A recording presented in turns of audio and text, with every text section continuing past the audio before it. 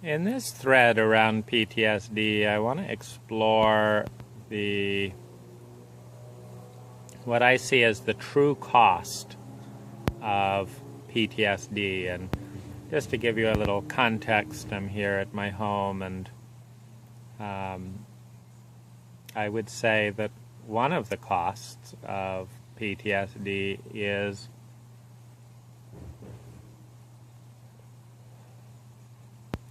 smoking cigars, because the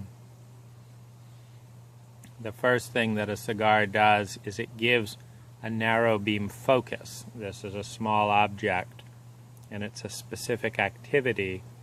And so what it does is it focuses my consciousness and attention on something that is pleasurable in the present. And I don't inhale, nor do I swallow the Grand Marnier. I ate the chocolate. I like to swill and spit alcohol for the same reason. And that also may be an aspect of PTSD in terms of I'm really terrified of being out of control. And so I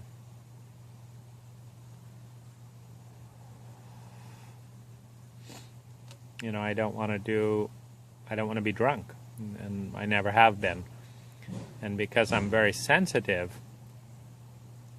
and if you hear any sounds in the back, that's just neighbors doing various chores in the neighborhood, or a car driving by. But because I'm very sensitive, because it's quite scary, it's very challenging to do anything that feels out of control, and that includes drinking. So I don't drink, but at the same time, as my body goes numb from the hypertension and the hyper fear of decades of PTSD, as my body goes numb, I'm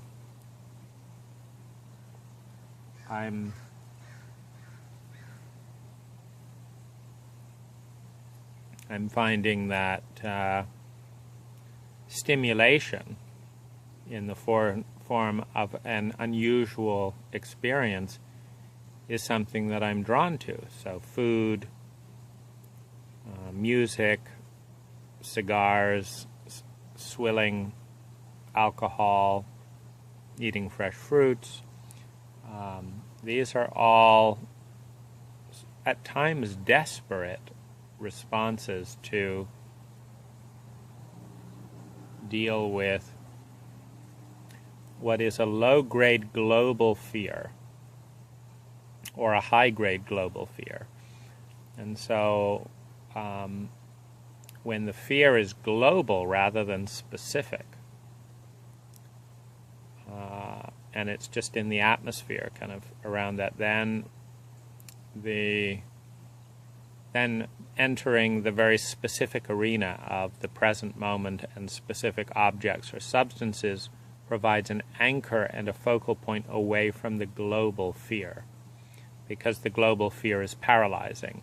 So I thought I would just look in detail at the cost and the impact of PTSD in all these little nuances, so that there's a record or a sense of this is a really big deal. My estimate is that 60% of my entire life energy, money, time, energy, effort, choices, is oriented in a result of PTSD. And 40% is kind of what comes naturally and what is most healthy for me. And so there has to be this alliance between what helps me cope with PTSD and what helps me be myself. and the sadness and the depression at times is observing that, that 60% of my energy is PTSD. So I'll just kind of explore some of the nuances, because I'm training myself to track them. So I just thought about fixing a couple of my model airplanes, because flying radio control airplanes is one of the things that, because it costs $300 to crash a model airplane, 100 to 300 depending on the damage, I'm really focused on the present moment and controlling the plane. While doing that, I'm not focused on the global fear. I'm focused in on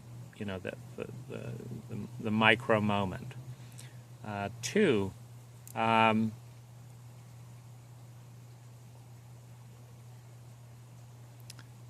so flying the plane itself becomes particularly important in some ways as an escape, as does adrenaline rushing and focusing. So that has become a really big important thing. Even a few years back,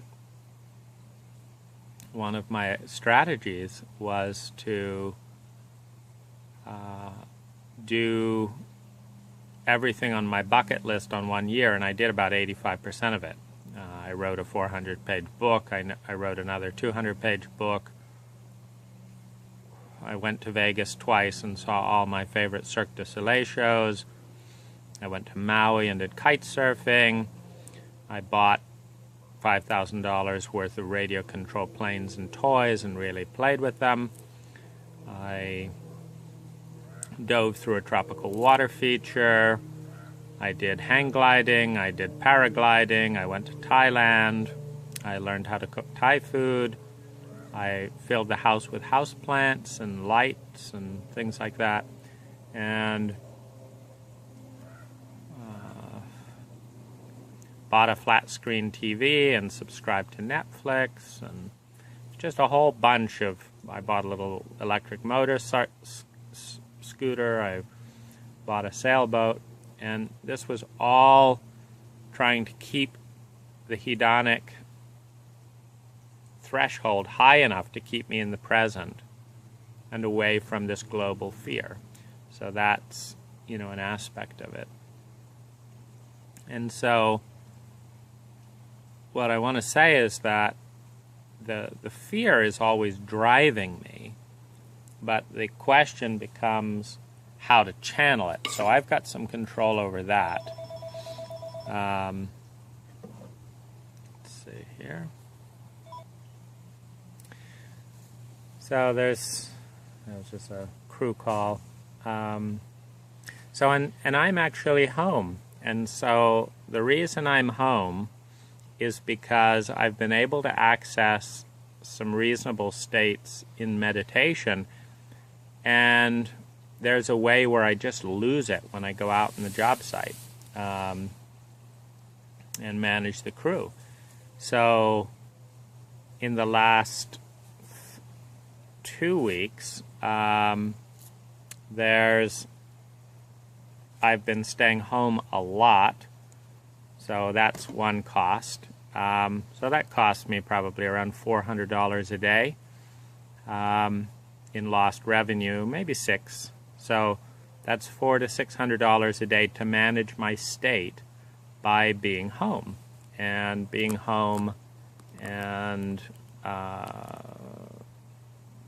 trying to manage it at home. So at home, though, I get nervous because there's only some things that I can do that help me manage my state, and others don't. So one of the things that I've found is I can't do stuff that isn't fully absorbing. So like I can meditate, or I can do something that's really absorbing. But if it's casual, my mind drifts to the replay of traumatic incidents and terrifies me. so that by the time I'm done doing a small errand, I'm terrified. So I can't do small errands. So, for example, I was just so I'm trying to navigate through this maze, and so I decided I'd have a slightly better edge if I stayed home. I decided I would have a slightly better edge if I smoked a cigar because it's focusing, and sat out here and listened to it. But I can't just be alone here because there's not enough focus on the present to stop me from spiraling back to traumatic events. So I've got a book on tape, which is for that purpose. And then I thought about fixing my radio control planes.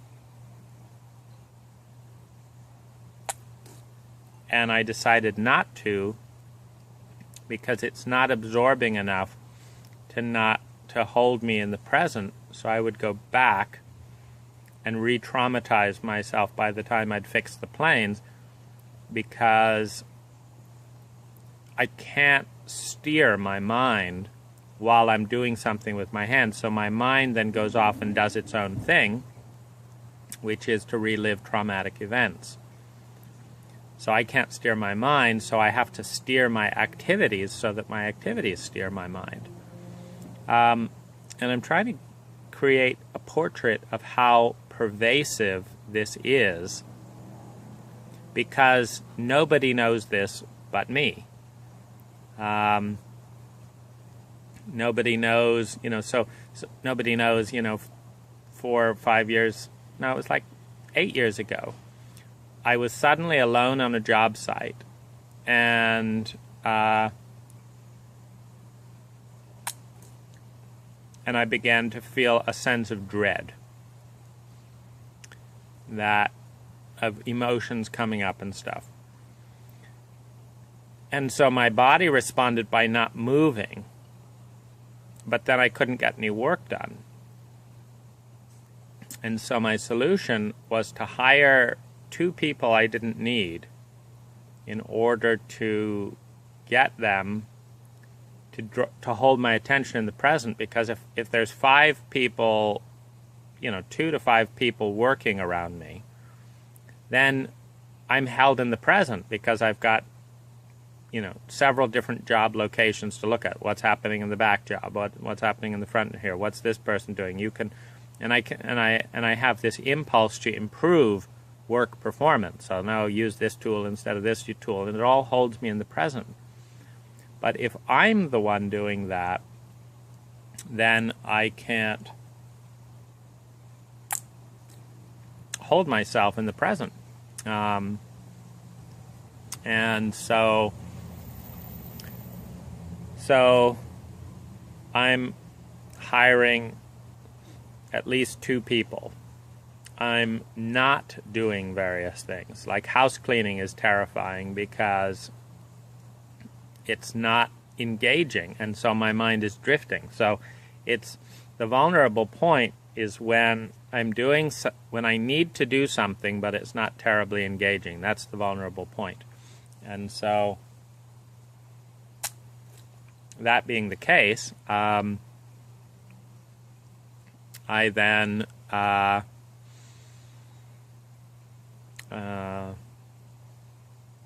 need to stop that activity or come up with a workaround.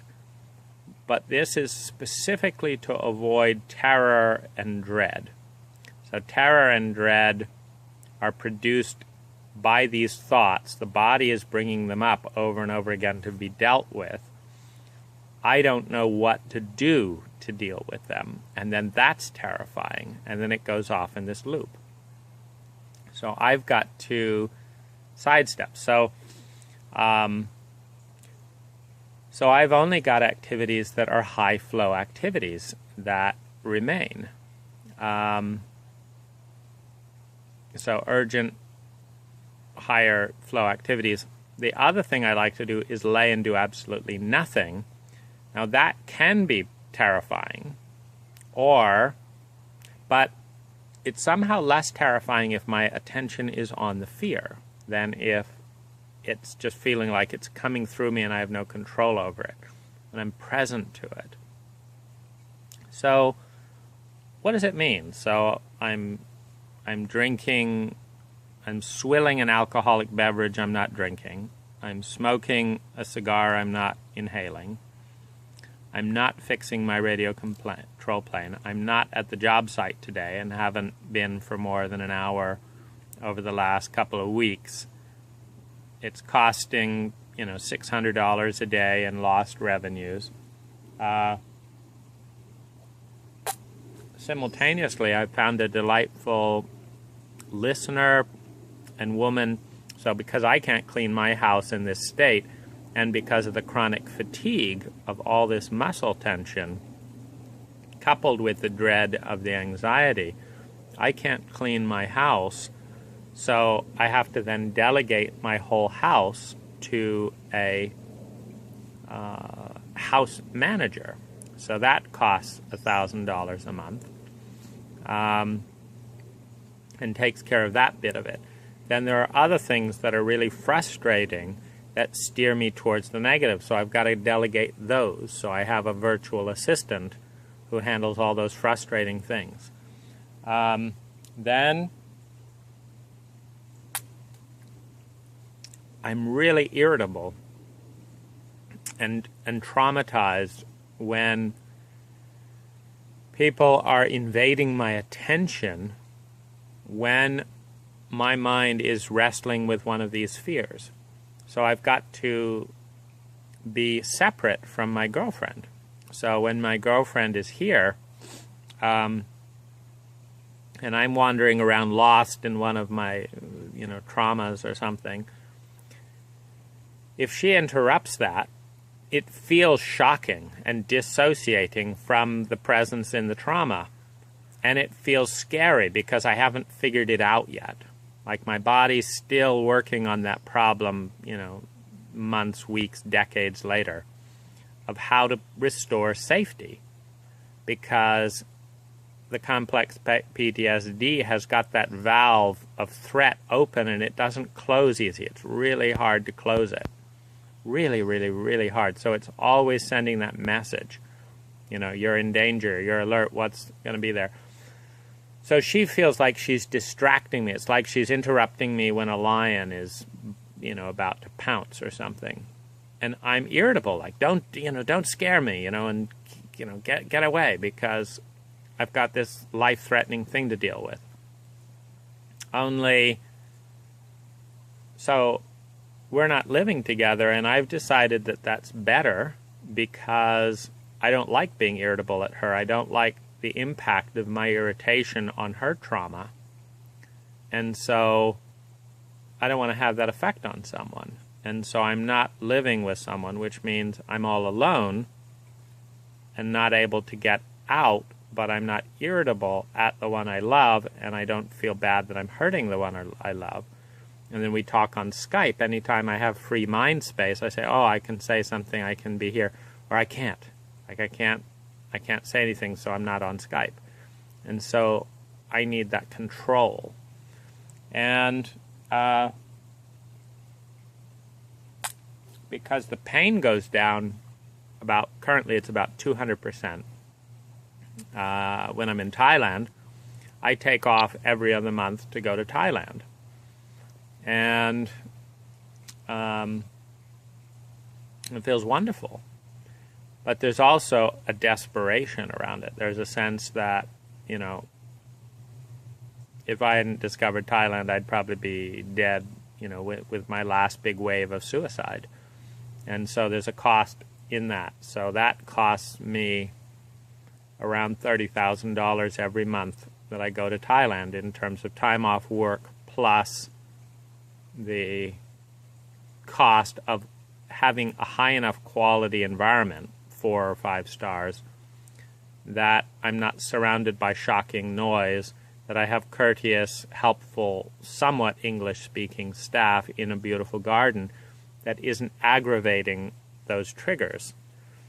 So then I'm doing that. And then while I'm there, I have to keep my adrenaline high enough which means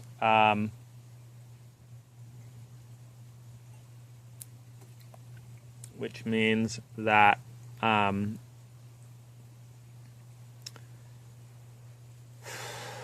well, the best kind of narrowing around there is to hire a great masseuse, possibly masturbate together if it's if it's kind of in Thailand. There's about 20% of the masseuses are masseuse that do Thai masseuse and or are happy to be sexual for an upcharge. Now, the orgasm of sex helps me have some peace from PTSD, but the trauma of releasing that in a non-very tightly contained place with that bonding with all, because I don't separate my feelings from sex, and I can't. So the trauma of that sometimes gives me a headache for 2 or 3 days. So kind of the sweet spot in the middle is to cuddle with someone but not be sexual, unless it's someone that has a deep, careful container and really loves me, because that's the only part that feels, that's the only way that it feels safe to be sexual. So I can't have sex for sex sake.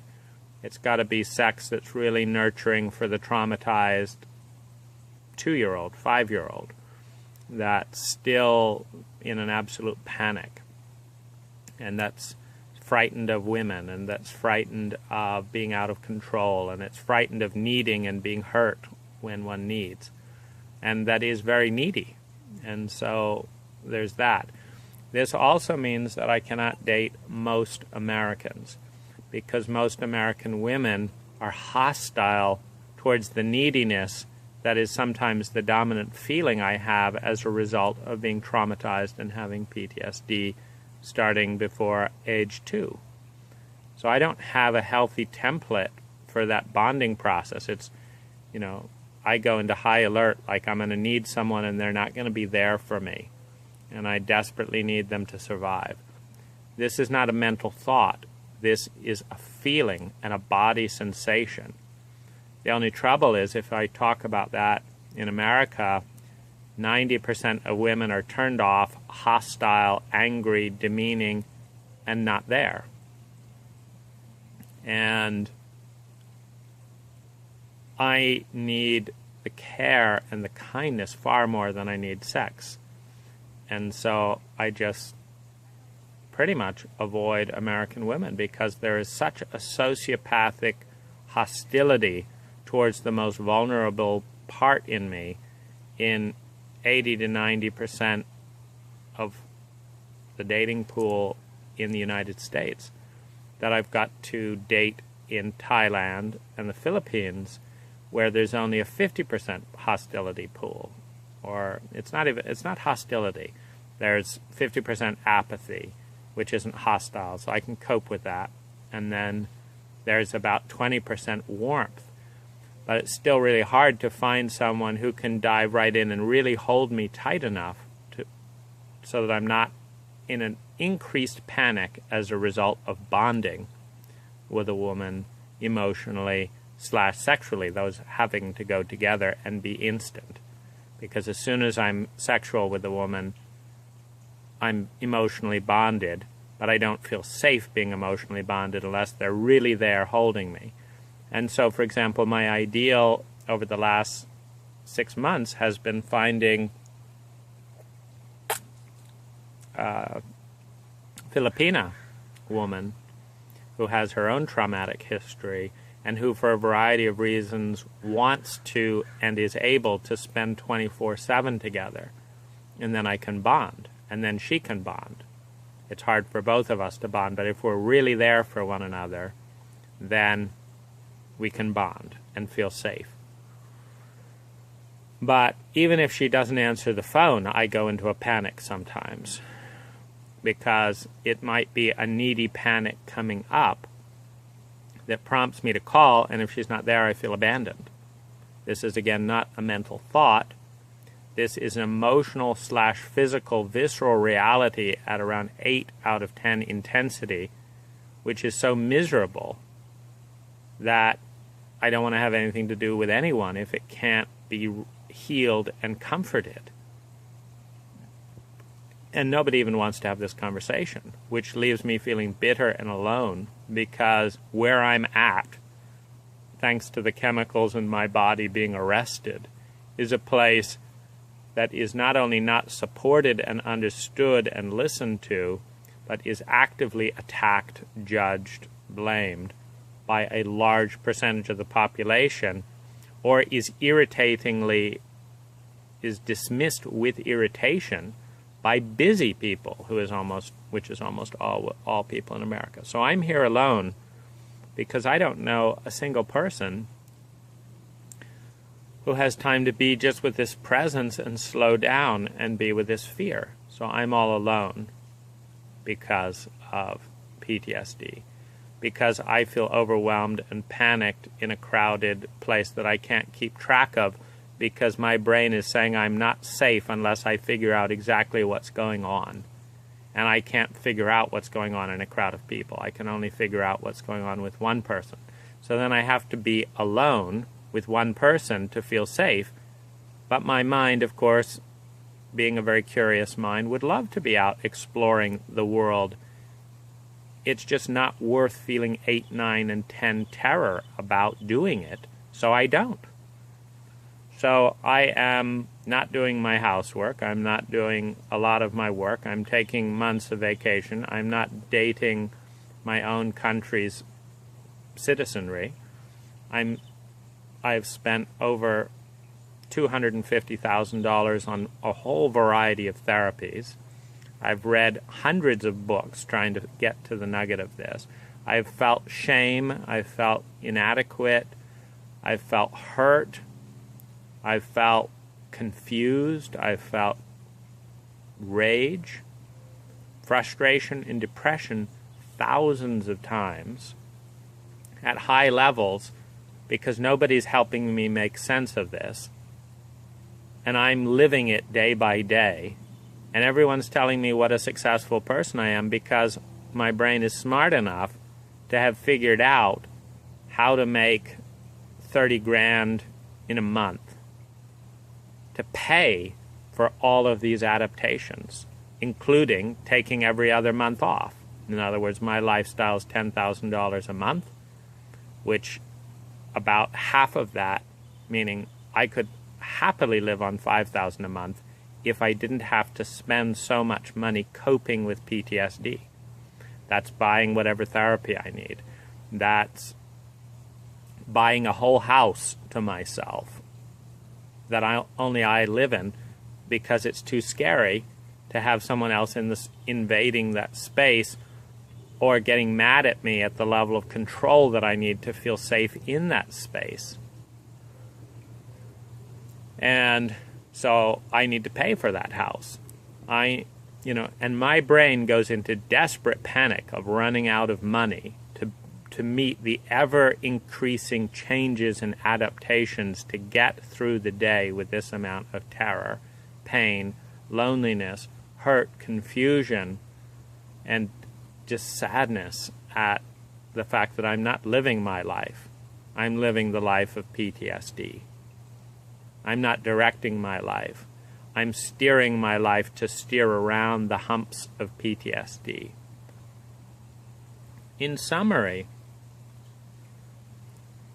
the cost is literally millions and millions of dollars over being able to focus just on goals and living the life I'd want to live, as opposed to doing everything for PTSD and taking all the work off.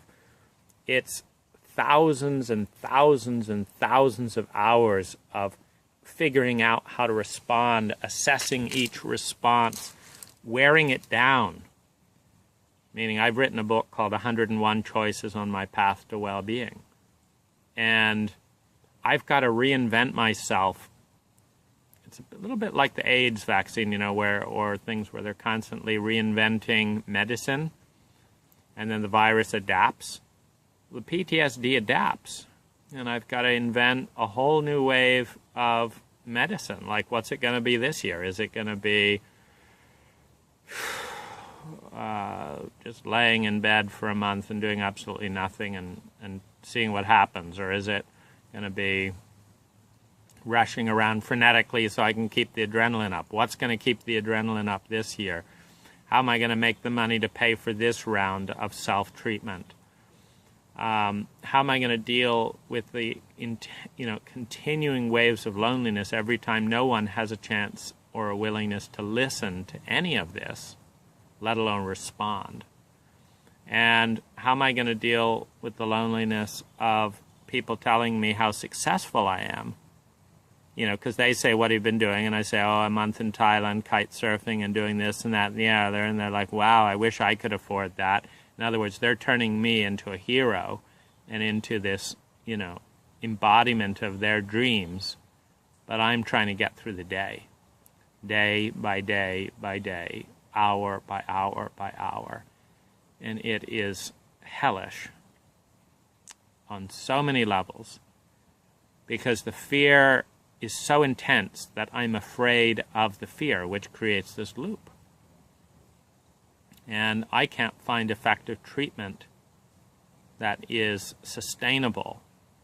And there's so many bonding issues with people who have hurt me so much that it's very difficult to trust people. Just trusting anyone immediately increases the terror. And I've trusted enough people in the $250,000 of a variety of therapeutic approaches to know that half of the time I'm going to have to pay money to have things be worse. Another 40% of the time I'm going to pay money to tread water, meaning that by the time I go to the treatment, drive there, take the time off work, pay for it, and, do all that, I'm going to have spent so much time, money, energy, risk, anxiety, that doing absolutely nothing would be a comp. So then it's not really treatment. And then 10% of the time, there's big leaps forward, but they're fleeting. And it just goes back to this wave of dread, which becomes more and more depressing and miserable. So we're talking tens of thousands of hours, millions of dollars, 60% of energy, and a life of running in fear and being alone in that because nobody sees it. Because all that we're a materialistic culture. So I look good, I make money, I have control, I run my own company, I do the things that I want to do. Well, I do the things that feel good in the context of PTSD. And so as far as this country is concerned, what you feel doesn't matter at all. And listening doesn't matter, because I know what I would feel if I lived your life. It doesn't matter. It's not your life. This is how I feel. And that's the cost of PTSD.